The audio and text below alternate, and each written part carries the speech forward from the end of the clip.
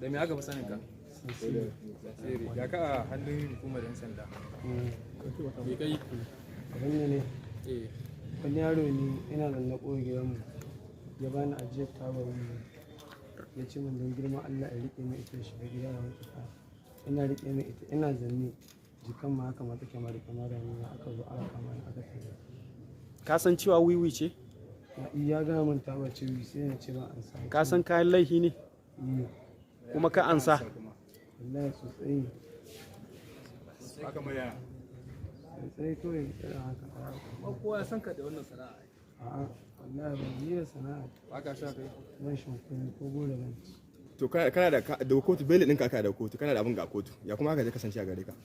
Wallahi yanzu da ranar da aka kamar ranar ma kasuwa ma da muke ma motar mu ma na can ma. Abin da ya tambaye ka daga kotu an anshe ka belin. To me kai wancan har aka kai ka kotu ka ce kun baka taɓa yi ba? Wancan zargi ne ake yi. Na me? In cewa mu ne an ce mu ɓalla shago.